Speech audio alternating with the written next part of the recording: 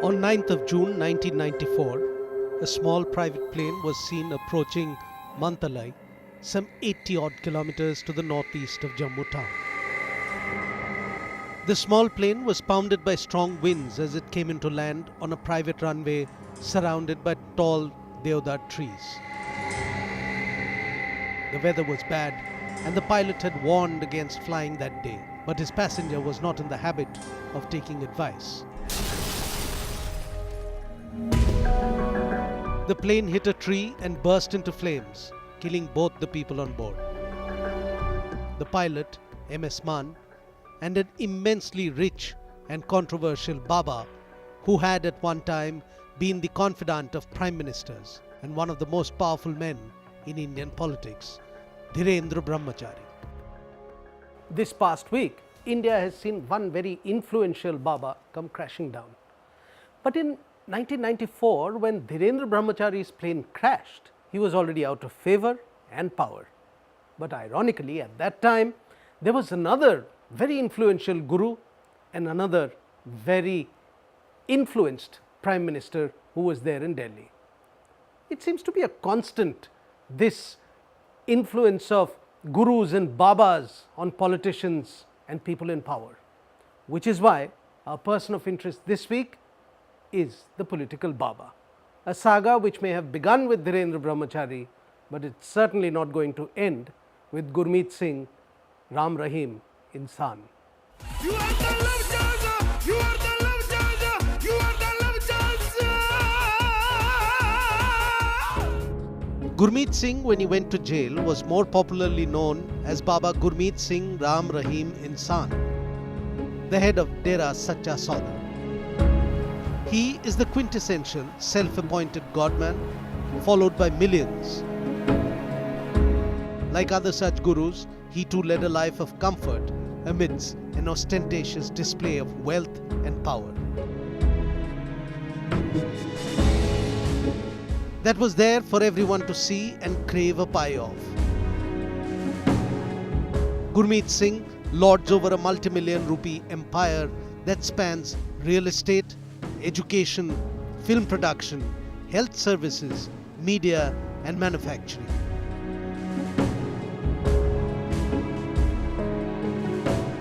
It is an empire that he virtually created from scratch.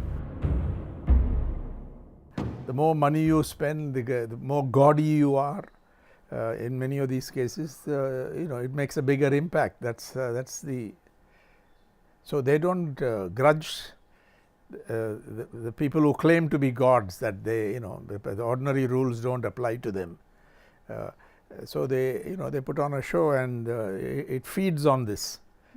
The desire for spectacle. It's a kind of escapism also, you can say. People, people who are often very poor or live in the midst of deprivation, are given this theatre. It's like the old Roman, the circus and so on. So they have to put on a big show. He was incredible in that he managed to make people compete to serve him. So it's true of many god cults that there's a lot of competition within the cult, who's closest to the guru. But in this case, it was competing to serve, like who'll give the most blood, who'll donate the most seva. But what is it that makes that person do it? It's the sense of community. Yes, it's the sense of immediate well-being, whether it is material, कि आज कल तुम्हें लाख का business तुम्हारा 10 लाख का हो जाएगा. It's a kind of immediate gratification. They don't have to wait very long, but in return you have to give something. That quid pro quo. Most people understand that, in every day it's like a transaction. And it gives you a sense of identity. Who are you? Is Dera ke hain, hum us. These people who can't afford those good school or good health, they get trapped. These are the incentives for the followers. Politicians become their friends, not because they're really good friends. They're ready to touch their feet of these people. Become their friends because there's a ready-made vote bank available.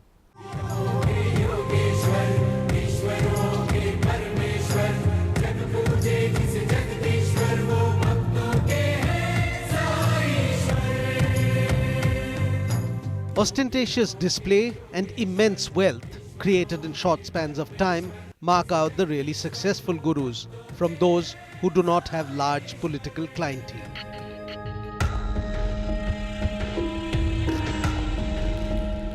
The constant flow of ministers and political leaders seeking audience with the Satya Sai Baba created a power center of its own, the benefits of which saw the Satya Sai Trust grow at an exponential rate. While actual figures are rarely available, it was documented that in 2009, the Satya Sai Trust received a total of $19.5 million in foreign donations alone. The figure is not surprising, as with ashrams in more than 126 countries, his followers ran into millions and were spread across the country and the globe. The Constituent Assembly had adopted a resolution that politics and religion must be kept apart. You shall not exploit religion for political or electoral ends. But in practice, that is not honored. I can say it is honored mainly in the breach.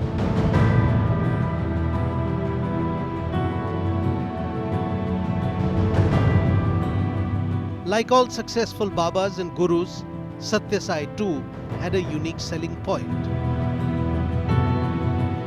He was famous for his ability to change his shape, to read minds, and to materialize objects such as jewelry, food, and holy ash with a wave of his hand.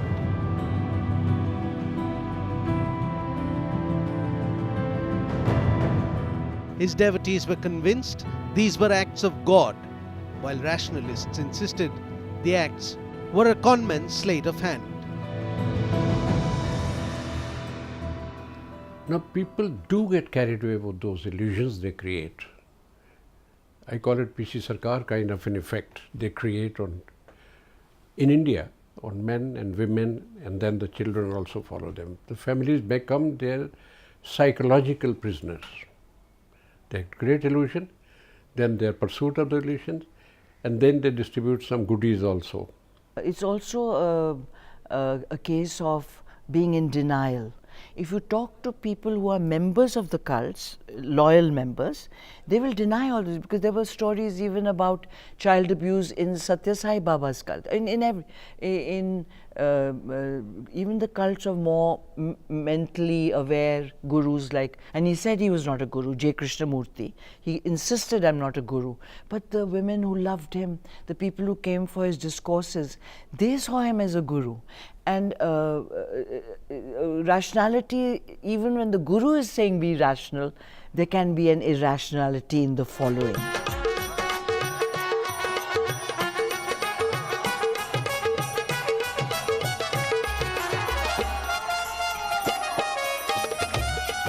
Over the years, many have used the vulnerability of those seeking religious fulfillment to acquire millions of followers and build large devotional empires.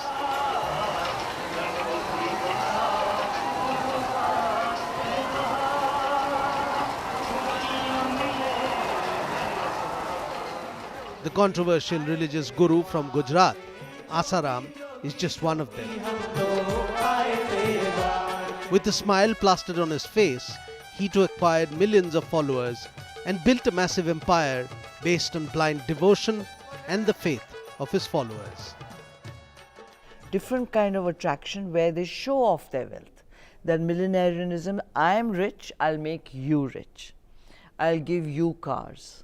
I'll be able to, even if I don't personally give it, you'll get them through, you wait and see. They are basically trying to build up an empire, some kind of a parallel world where they are king.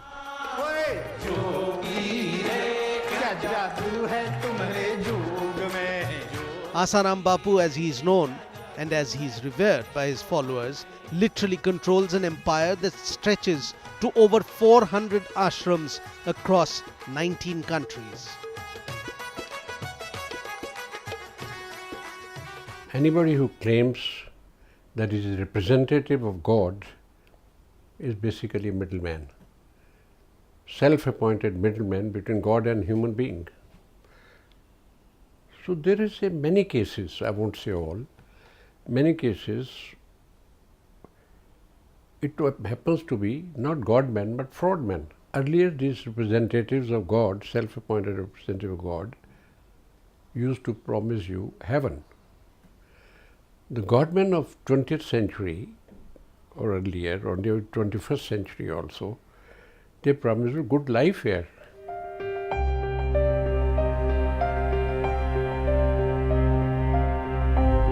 In the 1990s, there was one guru who clearly dominated the political power stream in Delhi. Chandraswami, at that time, was one of the flashiest godmen that the country had ever seen. In 1971, Chandraswami met Narasimha Rao in Tirupati and soon grew close to the Congress politician who was then the Chief Minister of Andhra Pradesh. And from then on, they became instrumental in advancing each other's careers. In 1991, when Narasimha Rao became the 9th Prime Minister of India and the country was witnessing the biggest balance of payment crisis, Chandraswami is said to have come forward with a solution. This was the time when India had pledged gold to the Bank of England to tide over the crisis, and apparently Prime Minister Rao's astrologer Chandraswami promised that his good friend the Sultan of Brunei, the world's richest man at the time, would loan the money India needed. So strong was Chandraswami's influence that it is said that the Prime Minister ordered a plane to be sent to collect the money. The idea was dropped when Finance and Commerce Ministry officials protested. Chandraswami, for instance, was a major influence, so they start dealing with contract for this project, वो अपना आदमी है, उसका आदमी है, उसका नहीं है, that kind of, you peep into prime ministers or ministers' ears. So it will influence the decision making governmental process, and that will be naturally undemocratic. So they undercut the process of democracy. I'm worried about it. I know a bureaucrat. Once he went to meet the Prime Minister and he saw the Chandraswamy on a settee, lying down in a comfortable sofa or a settee, and Prime Minister of India was sitting on his feet. Towards the, he was sitting on the same settee, but in the feet side. The original political Baba who could get anything done in the corridors of power in Delhi had to be Dhirendra Brahmachari. He was a regular visitor to Mrs. Gandhi at 1 Safdarjung Road. After the 1971 general elections that saw Mrs. Indira Gandhi returning as a more powerful Prime Minister, the Swami told his confidants, and word leaked out, that he knew the exact composition of the new cabinet that the Prime Minister was going to appoint. When he was proved 100% accurate, people with power and money took the hint. By 1977, Dhirendra Brahmachari had become the Rasputin of India. Ministers and mendicants, businessmen and bureaucrats, smugglers and sycophants, all ringed the Brahmachari. I think Rajiv Gandhi pushed him out. Maybe he knew more about Dhirendra Brahmachari's baleful influence on governance of the country. If you interfere in decision making at the top level, you are impacting governance of the country. There are many chief ministers who used to go to Dhirendra Brahmachari, get us this done. He'll get it done, but obviously there are no free lunches, not even for sadhus and swamis. The fall from grace for these godmen or political babas need not necessarily happen when their sponsoring politician loses power. Sometimes the Baba connection is cut, keeping political necessity in mind. Self-styled godman Asaram Bapu had as his loyal followers important political leaders cutting across party lines, like Raman Singh, Kuma Bharti and Ashok Gehlot. When L.K. Advani was on a dharna in 2004, Asaram had joined the BJP stalwart. Even the then Chief Minister of Gujarat visited Asaram's Ahmedabad ashram. मैं मानता हूं कि बापू के शब्दों में एक यौगिक शक्ति रहती है, उस यौगिक शक्ति के भरोसे हम करोड़ों गुजरात वासियों के सपने साकार होंगे। मैं बापू के श्री चरणों में वंदन करता हूँ, उनको प्रणाम करता हूँ। But when Asaram was charged with raping a minor and BJP leaders started making noises about how the charges might be politically motivated, the then Chief Minister of Gujarat, Narendra Modi, asked BJP leaders not to defend Asaram in the rape case. Today there are a number of court cases against Asaram in almost all the cities where his ashrams are located. The cases include charges of homicide, forgery, land grabbing and sexual assault. Not just that, at least 3 prominent witnesses in various cases have been murdered, allegedly to stop them from giving evidence against Asaram. It is a double-edged sword that these political babas play with. You know, political patronage when your disciples are in power, but there is a chance that the next government, that the next person who is not your disciple, when that person comes to power, the government may come down hard against you and your empire. Not every Baba claims to be God or a divine reincarnation on earth. Many of the big influential names of the times are yoga gurus or spiritual leaders. The most recognized Baba face of today would be that of the man who helms the $1.6 billion Patanjali Ayurveda and is credited with repopularizing yoga in India, Baba Ramdev. And while his yogic popularity might have been established on the faith of a sedentary middle class suffering typically urban ailments, his keen sense of timing ensured that brand Ramdev was visible in other arenas as well, like politics. Close to the current government and Prime Minister Narendra Modi, Ramdev's tryst with politics began in 2011,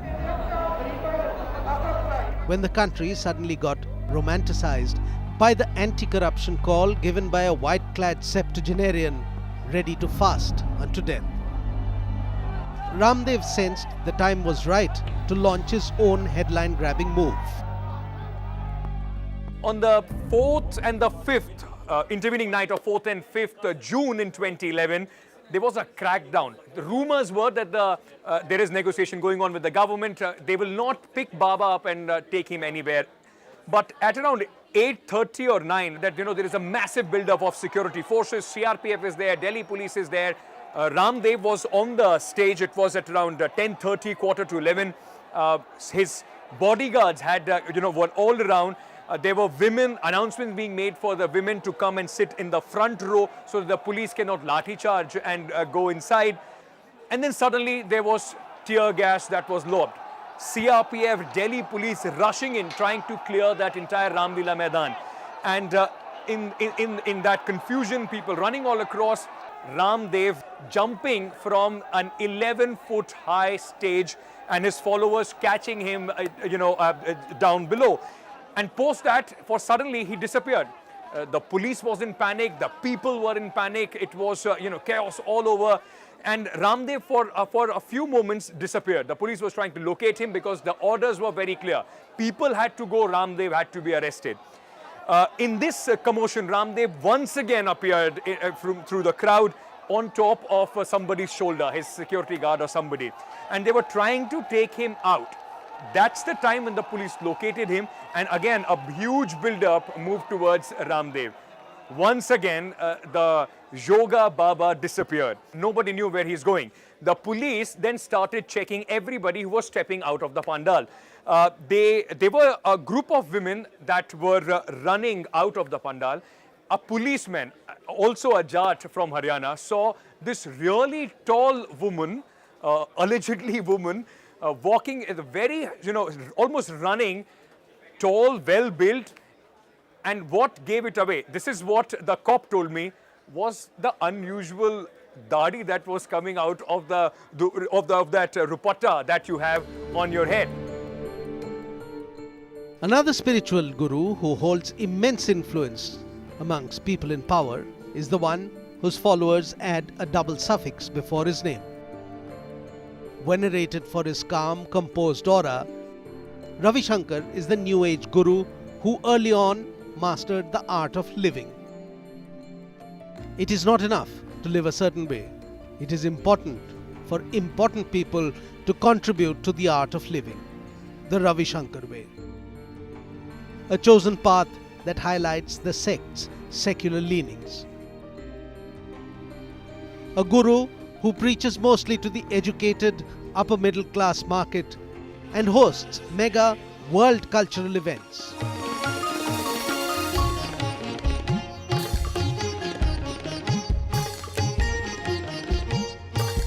The World Cultural Event that was held in Delhi in 2016 ended up damaging almost 170 hectares of the Yamuna floodplains in the capital.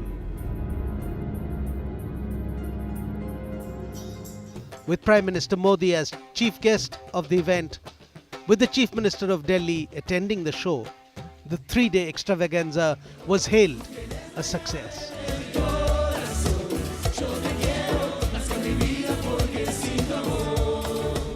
The National Green Tribunal, however, slammed the Art of Living Foundation for damage to the Yamuna floodplains, terming it as shocking. Many accused the Bangalore-based guru of using his clout in the political and bureaucratic circles to reduce the amount of fine his foundation was charged to pay. They are openly engage themselves in politics, and they may switch sides and ask their followers to vote or this or that, and they seek favors, and without the connivance of the state, the police, the administrative machinery, the government, whether it's state or central, they won't be able to do any of this. And you saw what happened with Sri. There was a huge, he got away with what other organizations could not, whether it's the environment or other things. You're given special privileges which no common, which others don't get. Another guru from times gone by who catered to a primarily upscale or westernized market was born Chandra Mohan Jain, but then became Bhagwan Rajneesh, and then later simply Osho. Rajneesh had ashrams in the US and India. The Godman was against marriage and gained international notoriety as a sex guru. Among his most famous Indian followers were Bollywood stars Vinod Khanna and Parveen Babi. Rajneesh made no efforts to conceal his opulent lifestyle. He wore diamond-studded caps and gowns and reportedly had a fleet of 97 Rolls-Royce in mint condition. But this Godman too got involved in politics, not in India but in the US. In 1984, a bioterror attack was traced to his followers who wanted their own candidate to win county elections in Waco, Oregon. He was deported from the US, and after being denied entry across many countries, Rajneesh had to return to India, where he died a few years later in 1990. They use the mass media, this politics, and in places like Tamil Nadu and all, of course, the southern states, it's very clear. Politics and theatre and being able to speak, being able to act and is very linked. But even these people, very often they are very powerful preachers, speakers. Osho Rajneesh, he was because he was philosophy trained, he was like a soothing, hypnotic, he used to woo you with his voice. So they have some talents. Not always does political influence help when a godman's luck runs out. Like Rajneesh, who got deported, like Asaram, who is still in jail, like Dhirendra Brahmachari, who had so many cases against him, like Gurmeet Singh, who has been sent to prison, like Chandraswamy, the one-time power broker who had to spend years behind bars. Dhirendra Brahmachari died when his plane crashed, before the outcome of the cases against him. But this other Swami became the most famous resident of Tihar jail. He spent his last years in relative oblivion at his ashram in Delhi. But Chandaswamy had to keep appearing in court in the many cases that he continued to face. This political Baba found his moksha when he died in May 2017. Part of the solution can be to expose the misdoings of these godmen and the institution, godmen and godwomen also. There are quite a few. And the institutions that are built around them, the huge following, you can't punish the followers because they are, many of them are themselves victims. So I think this has to be exposed, but unless, because how do you cure the political system? That is a difficult question, because they obviously find value to it. They themselves may be superstitious, and so on. I hang my head down in shame when a president of India or a major elected politician, goes there and does what people who are in a very vulnerable situation do, pay public obeisance, violating the spirit of the constitution. It's a risky business, religion and politics. So it's a risky concoction. It's not really very safe, but it will carry on. It will carry on.